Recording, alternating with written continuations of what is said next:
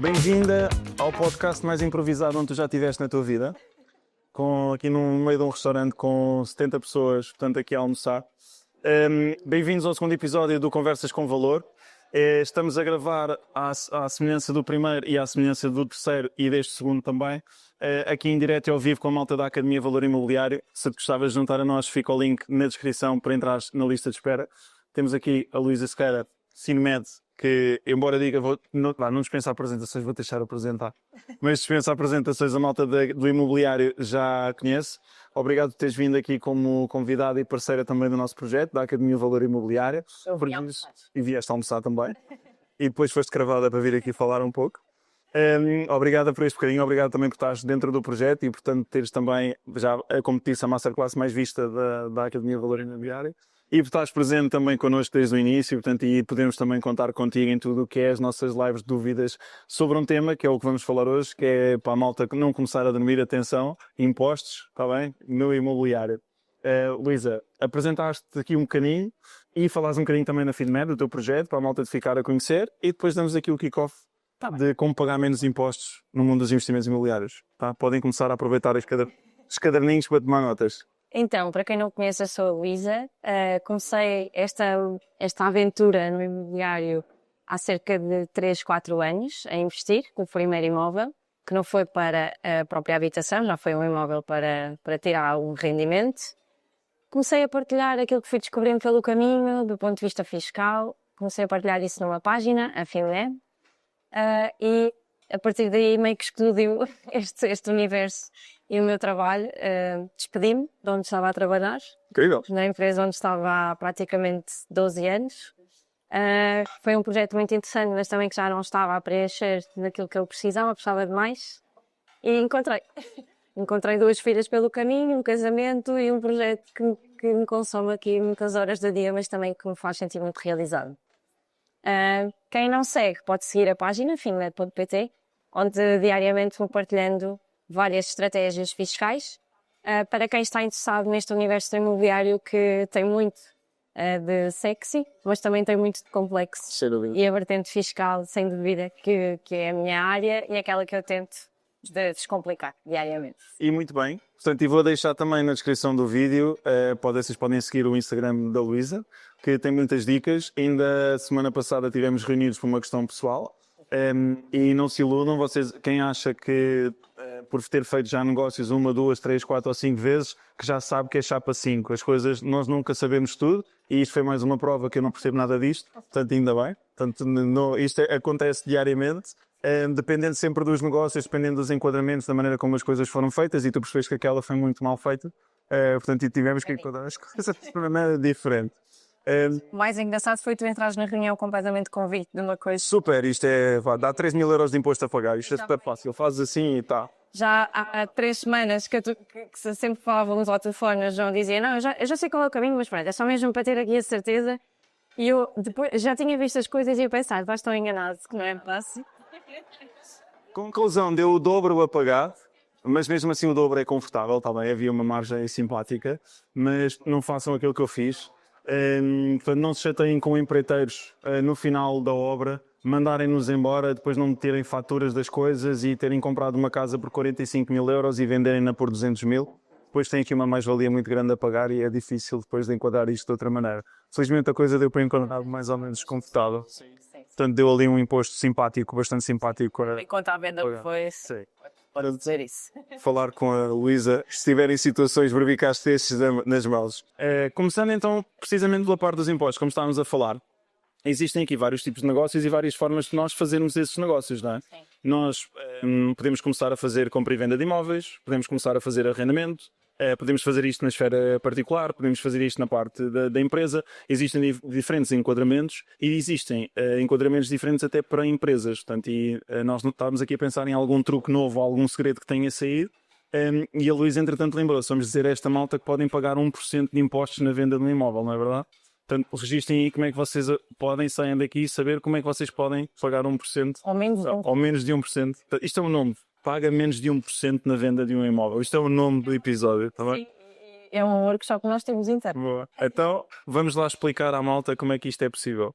Mas antes disso, vamos aqui começar. Queres falar dos enquadramentos? Tá. Então vamos a isso. Tá. Porquê? Porque a maior parte das pessoas, quando começa a investir em imobiliário ou comprar o primeiro imóvel, aquilo que faz sempre é na esfera particular. Certo. A maior parte das pessoas, não é? E pensam aqui só na dita categoria G, as mais-valias, como aparece assim no Google, não é? Mais-valias. É a única que aparece, ninguém sabe que isto é possível enquadrar de outra maneira. E não existe só dessa forma. Mesmo a nível particular, não precisamos de abrir uma sociedade para conseguir fazer isto de uma forma fiscalmente mais rentável, sem ser só pela categoria G. Temos a categoria B também descobri isto pelo caminho, depois de algumas conversas nossas. Descobri que não me compensava utilizá-la neste caso. Neste momento. Descobri uma coisa chamada segurança social, que também estava associada à venda de categoria B. Eu achava que não, portanto não contém com essa parte da despesa. Pois, eu sei que estava a dar a diferença maior, mas isso é importante, ou seja, percebermos que existe aqui o regime mais convencional, que é a categoria G, mas se isto for uma prática corrente, nem essa categoria nós podemos utilizar, não é? Porque apesar de não existir um número de negócios no código que diz quanto é que eu posso fazer na minha esfera particular, enquanto categoria G, ele não existe, mas a autoridade tributária começa a notificar os contribuintes quando um ano aquele IRS tem mais do que uma venda de um imóvel ou tem uma cedência de exposição contratual. Começa a notificar, pede a documentação e depois basta uma coisa tão simples como, isto não é difícil de cruzar, basta uma coisa tão simples como uma escritura de compra, onde na escritura consta que a finalidade daquele imóvel é a revenda, para tu já seres enquadrado numa atividade e teres que abrir a atividade. E normalmente estes enquadramentos das finanças, nós ficarmos à espera deles, é esperarmos aqui por uma fatura, tipo aquelas faturas de eletricidade quando o contador não está bom. Sim, de repente, E vem uma telhada. É o acerto, exatamente. As faturas das finanças, quando esperamos por elas, normalmente é um acerto que não é simpático.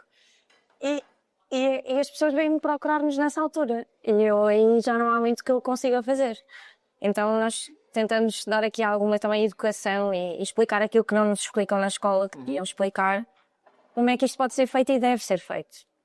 E basta que esta escritura, por exemplo, tenha isso, para tu já seres enquadrado numa categoria B, tens que abrir a atividade. Como só és notificado a posteriori, o teu IRS já vai ser notificado depois de ser entregue, vais ter coimas, vais ter os juros fora de prazos, vai ter juros, lona, e não é simpático, portanto vamos tentar perceber isto antecipadamente.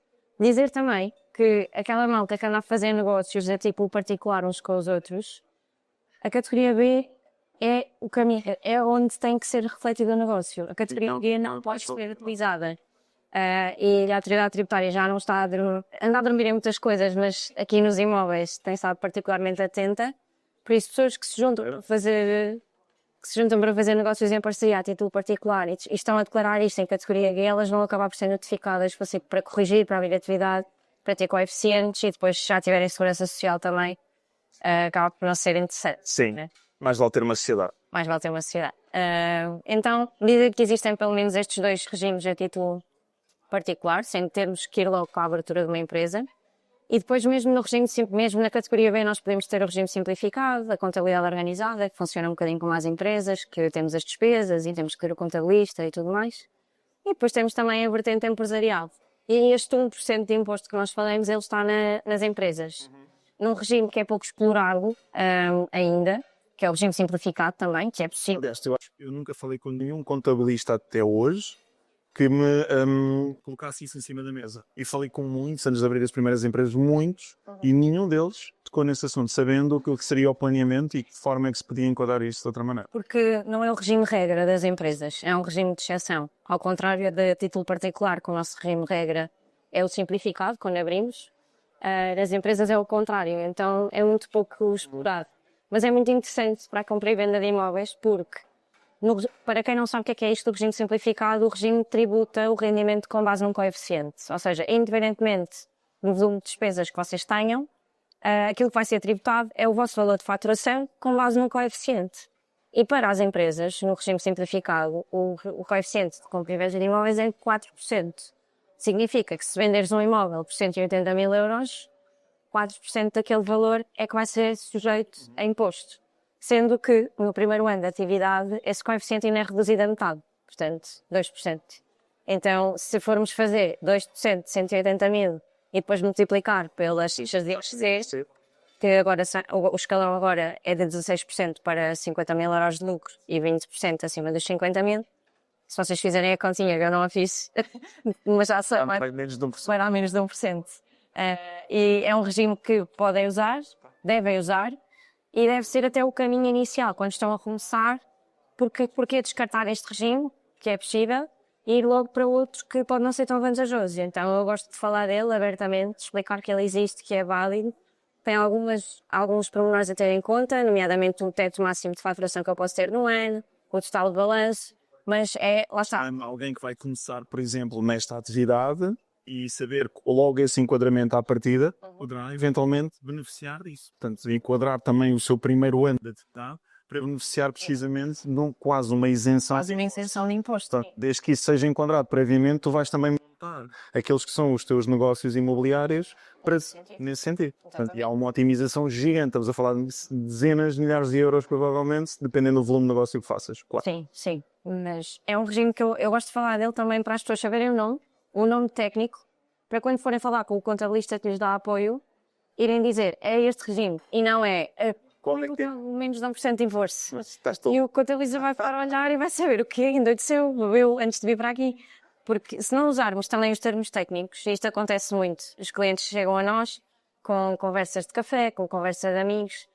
Porque eu conheço alguém que fez isto desta maneira e paga menos de 1%. E a pessoa técnica que está ali no dia-a-dia fica, como é que isso é possível? Isso certeza que está mal? Não sei, não é? Então, a conversa é regime simplificado de IRC. E depois o contabilista explica tudo e percebe se enquadra ou não enquadra. Mas é algo que quem tem um negócio também, ou seja, ele na área do imobiliário ou outro, também tem que saber, tem que ter pelo menos o base para conseguir ter uma conversa com a pessoa que lhe dá apoio, com o parceiro fiscal e contabilístico, construtivo. E não esperar tudo do outro lado. Isso é uma coisa que eu também... Eu acho que, e pronto, fugindo aqui à parte dos impostos na área do imobiliário, mas entrando um bocadinho aí, isto é tema normal das nossas conversas, nós começamos assim, vamos assim, depois voltamos ao imobiliário. Mas acho que há aí um ponto importante que e mais do que eu, certamente tu deves viver muito isto, a maioria das pessoas que acaba por montar uma empresa tem muito esta mentalidade de deixar a responsabilidade de outro, contabilista normalmente, aquilo que é a gestão financeira de uma empresa. E isso não pode acontecer. Por 200 euros às vezes por mês, não é? Exatamente. Então ele é que é o responsável. Ele é que é o responsável. Ele é que sabe. Ele é que sabe. E depois porque ele não me diz, ele não me conta, ele não sabe. Sim, e cabe-nos a nós, enquanto temos empresas, nós temos de saber, pelo menos o mínimo olímpico, para nós conseguirmos ter essa conversa com o nosso contabilista. E também acho que isso acaba até por fomentar muitas vezes, eu vejo isto como o próprio contabilista ao início, principalmente com algumas áreas de negócio que ele não estava habituado, ele próprio teve um bocadinho que estudar e tentar perceber que dinâmicas é que nós poderíamos ter em cima da mesa. Portanto, eu acho que nós também trazendo isto para cima da mesa, acaba por fazer com que a própria contabilidade depois também comece também a evoluir um bocadinho. Isso talvez este modelo muito tradicional que ainda está em Sim. Eu, tendo em conta o volume de trabalho que existe hoje e as obrigações fiscais que nós temos mensalmente e diariamente, é impossível um escritório de contabilidade convencional conseguir dar mais do que aquela resposta. Porque cada vez mais, de ano para ano, os nossos governantes dão-nos mais formulários, dão-nos mais obrigações e só o tempo para isto num mês é curto. Então, se houver também, por parte do empresário, esta proximidade, ver o contabilista como um parceiro e não como um prestador de serviços, que isso é fundamental, e fazer as reuniões com o contabilista, levar também os objetivos para cima da mesa, o que é que ele está a pensar fazer no próximo ano, a nível de estratégia do negócio, crescimento, recursos humanos, investimentos a fazer, também vai dar espaço à outra parte para estudar, analisar e perceber que caminho, porque o contabilista não vai sugerir coisas só porque elas agora surgiram na lei. Podem não interessar tudo. Dependendo do enquadramento também daquilo que queres fazer. Exatamente. Então eu gosto de ver isto como um papel conjunto. É quase como se o contabilista tivesse que estar dentro do negócio diariamente, apesar de ter um escritório à parte e ser alguém que faz o seu serviço de forma independente, não é? Mas não pode ser. Tem que ser interligado com quem está. Eu acho que acaba por não ser um custo, na verdade. Custo é um investimento. Sim, quando bem feito. Capitalizas muito esse valor. Sim. E a mim, fugindo aqui também um bocadinho ao tema, o nosso tecido empresarial português é constituído por micros e pequenas, maioritariamente, 90%, 99%, por micro e pequenas. Então, o contabilista normalmente é sempre alguém que está fora da empresa, mas que é uma peça essencial. Tu não consegues criar uma sociedade sem um contabilista. Seu contabilista. Alguém tem que assinar. Como é que também não valorizamos mais esse papel? E também às vezes é um bocadinho culpa dos próprios contabilistas, também não valorizarem o seu trabalho.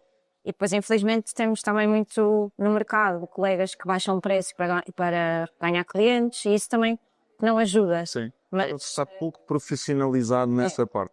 tenho tentado fazer um bocadinho dar essa opinião, também é importante, e tenho falado com alguns. Parceria, ordem. Sentido. Quando isto sair, Não, eu acho que a Ordem tem feito um papel também muito importante e tem criado essa consciência junto dos profissionais e tem feito muito trabalho em termos de estatutos internos para tentar que seja uma profissão mais balizada, com melhores valores a serem cobrados, dar sugestões também, melhor serviço. melhor serviço. Está profissionalizado. Sim. E dentro do imobiliário, que acaba por acontecer mais ou menos a mesma coisa, ou seja, voltando ao tema dos investimentos, à semelhança daquilo que é a contabilidade, o mercado imobiliário também o vejo como um mercado não profissionalizado. Sim. Porque, por exemplo, a maioria das agências, cada uma trabalha de sua maneira, embora exista aquilo que é o standard na aquisição do imóvel, existe um processo, mas não há propriamente algo que seja regra. Tu, se fizeres uma escritura a pronto pagamento, funciona de uma maneira, se fizeres uma escritura financiada, funciona de outra maneira, portanto, o sítio onde vais é diferente, a forma como é gerido o processo, o nível de documentação que entregas, tudo é diferente, portanto, há mais flexibilidade de uma forma ou de outra. Então, eu acho que isso é um bocadinho aqui o paralelismo também, não estar ainda totalmente profissionalizado. Portanto, é isso. É isso. E diz-me uma coisa, pergunta para queijinhos agora. Começar a nível particular ou começar a nível de empresa numa situação muito particular, eu acho que é, quando tens capital na mão, o que é que faz sentido? Depende do que é que queres fazer. Eu vou arriscar a dizer isto, que é, se é compra e venda de imóveis, é cedo. Boa. Parem de andar a brincar às casinhas a título particular, porque só estão a perder dinheiro.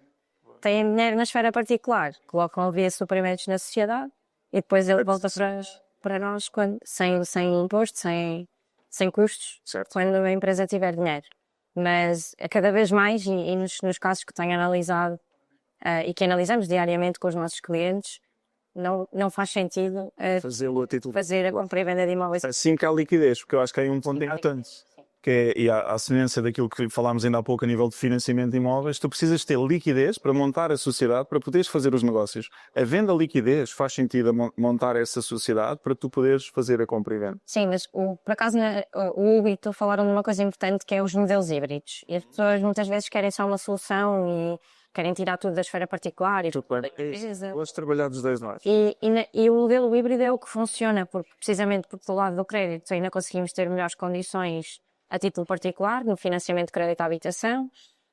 Ainda, as empresas ainda têm que ter aqui um histórico para conseguir financiarem-se junto da banca, demora mais tempo, têm que dar outras garantias, os juros também, as condições a nível de spread não são tão agradáveis. A verdade é que se calhar se formos a analisar o crédito no seu todo, a 15 anos ou a 30 ou 40, o custo em si vai dar ela por ela, mas os teus esforços financeiros da tesouraria é muito Principalmente se estiveres em arrendamento de imóveis, em arrendamento. cash flow é quase nulo. Exatamente. Portanto, acho que sim. Agora, para compra e venda, e tendo aqui algum capital, tendo algum imóvel para refinanciar, para ir buscar dinheiro Ou heranças, ou herança, ou heranças. as pessoas olham para as heranças como uma coisa negativa. Eu, quando me chegam com casos de heranças, eu tento logo perceber tudo. Onde é que são os imóveis? Se tem investidores dentro da comunidade que querem comprar aquilo, se vamos comprar a herança toda, porque eu vejo a herança como uma oportunidade. Sem dúvida. Mas porque é que as pessoas veem como contra? Porque não têm conhecimento para lidar com aquele caso que à partida parece um caso... É um bicho de sete cabeças, não é? Que é complexo. Como é que eu vou otimizar isto? Como é que eu... São aqueles que mais dores de cabeça nos dão internamente, mas que também são aqueles que depois nós gostamos muito do resultado final. Claro. E o impacto que tem é gigante. Sim, sim. Financeiramente, então, é gigante. Sim. Tocaste aí num ponto, para fechar, aqui para a malta ficar com mais esta, portanto, quem está aqui a tirar notas. Tu falaste aí de uma coisa e reforçaste esse ponto, que é fazermos os investimentos a nível particular e fazer os investimentos a nível da empresa. E falaste de uma coisa chamada suprimento, não sei se a maioria das pessoas sabe o que é isto, e de que forma é que nós conseguimos utilizar uma empresa e a nossa esfera particular para otimizarmos isto. Portanto, ou seja, parte do vendermos um imóvel que é nosso a uma sociedade, portanto, e fazê-lo quase a título até de suprimento, portanto, havia essa dívida, para nós depois podermos otimizar isto da forma como entendemos. Queres falar um bocadinho disto? Pode ser. Nós temos várias formas de dar entrada de dinheiro nas sociedades. Podemos fazê-lo através de suprimentos, capital social. Capital social acaba por não ser aquilo que é mais interessante porque depois fica bloqueado e nós não conseguimos retirar o dinheiro. E hoje em dia nós conseguimos abrir uma empresa com €1 de capital social. Claro que depois, para efeitos de banca, fornecedores, esse capital social vai refletir também o que é aquela empresa, não é? Então eu também não recomendo abrir com €1, principalmente na área do imobiliário, se tu queres recorrer à banca a curto espaço de tempo. Então abrir aqui com um capital social já sólido, que mostra que aquela empresa... O interesse em dar Exatamente. utilidade à empresa. Estás, porquê? Porque o capital social é o reflexo do sócio, do compromisso do sócio para outras entidades, para o banco, para fornecedores, para fundos, para o IAPMEI, se formos recorrer a financiamentos, aos Portugal 2030 e tudo mais. Então o capital social é um bocadinho esse reflexo, que é qual é o compromisso destes sócios na sociedade? É €1. Eles limitam a sua responsabilidade a €1, então também não vamos fazer de €1. Principalmente quando falamos aqui na área do imobiliário. Se calhar se estivermos a falar para empresas de serviços, €1 está ok, porque não é... Aquilo se calhar não é uma empresa para faturar nisso, nem é só serve para isso. Exatamente, não é para ir conseguir financiar-se, ir ter financiamentos por via de fornecedores ou de bancos. Então vamos criar aqui um capital social já robusto. €5.000, €10.000 já dá alguma segurança também à banca. Isto, o Hugo pode-me corrigir se estiver errada, mas tem sido esse o comportamento também da banca nesse sentido. E depois, todo outro valor que eu tenha, em termos de monetário, eu posso dar entrada por suprimentos. Os suprimentos mexem com a estrutura de balanço e a demonstração de resultados, mas é como se fossem financiamentos do sócio à sociedade, que podem ser remunerados ou não. A remuneração também é uma coisa que eu gosto de olhar como interessante, porque se eu estou a emprestar aquele dinheiro à minha empresa, se eu tivesse o dinheiro também num outro investimento, ele estaria a render juros, porque não a empresa pagar-me também uns juros sobre isso. E pode ser, e é um valor que é aceito como custo fiscal e a maior parte das pessoas desconhece isso. Que existe um teto máximo que pode fazer. Tens um tempo depois para esse empréstimo ou não? Sim, tem que ser pelo menos um ano de empréstimo. Máximo de? Não tem máximo. Não tem máximo? Não tem máximo, não. Convém que seja de um ano para não termos imposto de selo também associado àqueles valores. Isto também é importante, que é aquele pessoal que coloca dinheiro na sociedade e tira passado uns meses. Depois o contabilista não sabe o que é aquilo, não é? A Carla, que é a contabilista das minhas empresas e das empresas que nós temos dentro, ela não lhe escapa nada. Se entram lá €1.000, ela vai, é tipo Inspector Gadget. E o empresário diz, isso foi um empréstimo que eu fiz à sociedade. Ok, foi menos de um ano, temos que pagar imposto de selo. Ela apanha tudo. Então as pessoas não sabem disto, que se for inferior a um ano também tem o imposto de selo. Okay. Portanto, convém também fazer aqui um pensamento, que é, este dinheiro eu vou emprestar à sociedade por quanto tempo? Sim. Se for menos de um ano, tem os custos que tem e até pode ou não ser remunerado. Okay. O sócio é que decide. Okay? Faz um documento simples, uma declaração, a dizer o valor, a dizer o prazo, quando é que ele vai ser, quando é que o capital volta e se tem ou não tem juros. Pronto. E é uma forma de fazer, for o nosso dinheiro pessoal também a trabalhar para nós dentro da empresa e ele pode efetivamente servir para fazer negócios, até a empresa criar aquele histórico e já ter uma história para contar ao banco. Tendo liquidez, tu aí já podes retirar o empréstimo que fizeste à empresa, volta para a tua esfera pessoal. Sim. E entretanto a empresa já está saudável, já pode ir à banca recorrer a financiamento e já consegues voltar a montar aquilo de forma autónoma. Exatamente. Portanto, e retirar novamente esse dinheiro para a esfera pessoal não paga imposto porque é uma dívida que tu tens, não é? Sim. Portanto, voltas a colocar... Só os juros é que estão. Só os juros se for o caso. Sim. Se não, retiras novamente esse suprimento para ti e está feito. Exatamente, é uma forma... E porque é que eu digo que cada vez mais me faz sentido que a compra e venda seja feita a nível da empresa? Porque se isto é para ser um negócio, se é para fazer uma vez ou duas, então façam a título particular. Mas se é para ser um negócio, quanto mais cedo eu começar a criar histórico dentro de uma empresa, mais eu consigo que a banca tenha mais elementos para financiar também aquela operação. E depois tenho ainda outras coisas, que é, começam a contar os prazos para a isenção de IMT, para que a minha atividade possa começar a ficar isenta da escritura, e eu tenho mais tesouraria. E depois há uma série de outros benefícios que vêm a seguir. Por isso, compra e venda cada vez mais... Sempre na parte da sociedade. Atendamento, alojamento local. O IRS ainda consegue acompanhar o IRC. Conseguimos deduzir muitas despesas, conseguimos ter uma tributação... Ter uma tributação autónoma, portanto... Ainda temos vantagem de fazê-lo a título particular. E do ponto de vista fiscal e também do ponto de vista de financiamento também acaba por ser favorável. Agora, a curto prazo o arrendamento e assim funciona bem, aqui a nível particular. a médio e longo prazo, quando passamos aqui a pensar, e eu cada vez mais penso nisto mais cedo, que é sucessão, filhos, Sim, património. património, isto tem que estar organizado, na minha opinião, deve estar organizado na sociedade. Sim. Porque aqui, quando alguém herda uma cota e não herda o imóvel. Certo. E o imóvel perde valor na herança. A transacionar, tu inclusivamente podes ter sociedades montadas com determinados imóveis e se os quiseres vender, vendes a A sociedade. tua cota. E a não vendes tributação. os imóveis. Se a tributação é muito mais baixa, vais tributar 28% de dividendos daquele lucro e não uma mais-valia vegetal entre a diferença. Isso comprado daqui a 20 ou 30 ou 40 anos, imagina. Sim. Eu já começo a estruturar isto. Porque com duas filhas, não é?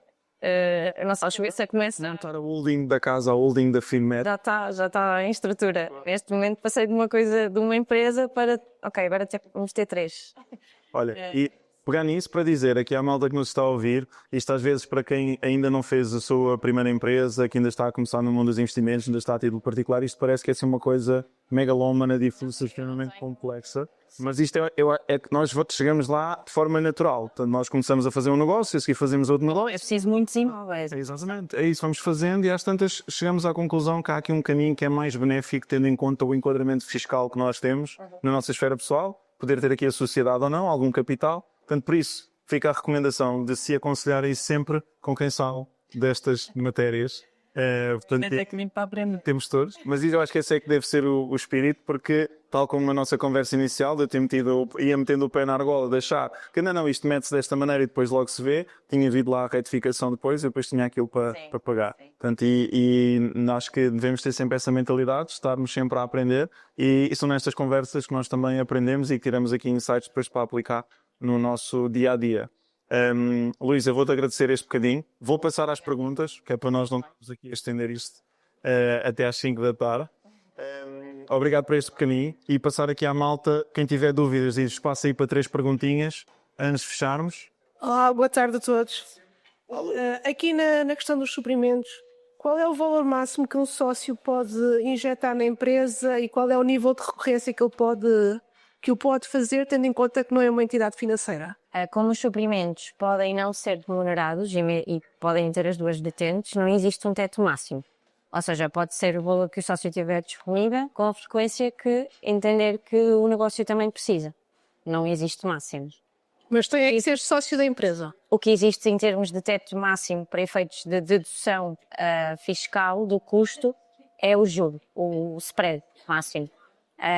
E está regulamentado precisamente porque não somos entidades bancárias, não é?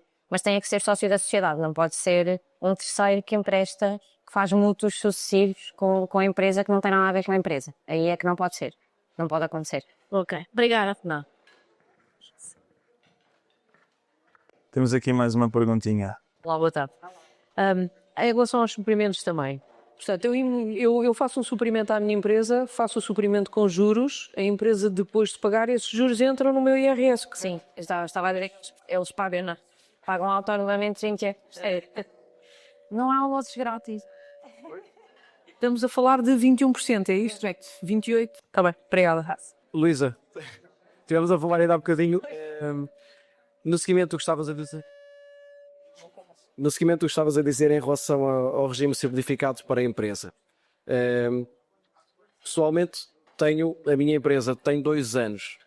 Eu poderia reenquadrar-me em termos de regime, neste regime, ou seria mais benéfico criar uma empresa para fazer, portanto, para usufruir desse tipo de regime, tal e qual como estavas a referir? Então, o João fez isto estrategicamente hoje, 22 de fevereiro, que no final deste mês termina o prazo para fazer a alteração do regime para este ano. Já te safeia. Por isso, Mais como? Uma brincadeira, não é? pode ser a altura certa para analisar as contas do ano passado, perceber se o limite de faturação de 200 mil euros não foi ultrapassado, se o total de balanço também não foi ultrapassado, que são de 500 mil, e poder fazer um reenquadramento e passar a estar este ano no regime simplificado. Ou seja, é possível fazer atualmente. A única coisa que não traz é a redução da taxa nos 2 primeiros anos, porque como a empresa já tem 2 anos de atividade, ela vai começar o 3º ano, por isso terá a taxa sem redução de 50% ou de 25% do coeficiente. Mas é falar segunda-feira, já marcar a isso com o teu contabilista e ver e ver esse ponto. Ou seja, a única coisa que poderá ser limitante portanto, é essa redução por causa dos 2 anos. O resto Exatamente. poderei sempre haver. Ok. Sim, Tá, sim, sim. obrigado. Obrigado. E depois também porque estamos na fase de o fazer, ou seja, se isto já for feito em março, já não é possível. O prazo para a alteração dos regimes é feito agora. Sou potencial recebedora de alguns terrenos, não importa, propriedades, em breve, que vêm de herança. Depois da juíza autorizar a partilha, os herdeiros, que somos nós e mais uma pipa deles, convém termos abrir uma sociedade, certo? Para recebermos os imóveis. Depende. Ok. Depende de várias coisas, nomeadamente quando é que se tornaram herdeiros. O ano, por exemplo. Pode haver imóveis que pelo ano da aquisição. Pode haver imóveis que pelo ano da aquisição ficam isentos de tributação. Por isso depende aqui de um conjunto de fatores também. De quais é que são, que tipo de imóveis são, quando é que foram adquiridos.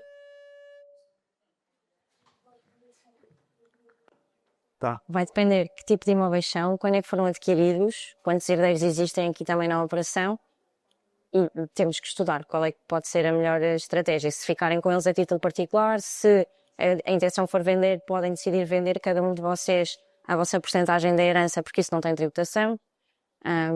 Pronto, há aqui sim, heranças, nós gostamos delas. Isto é um típico, cada caso é um caso, não é? Sim, sim. E as heranças então é mesmo, são casos muito particulares. Ainda há poucos dias estivemos a analisar um que vinha de um testamento. Portanto, as pessoas tornaram-se herdeiras já em 1975. Então, mais de metade daqueles imóveis ficavam isentos por causa do ano em que se tornaram herdeiros. E depois, como foram vendidos posteriormente outros a uma entidade pública, também ficam isentos. Ok. Pronto.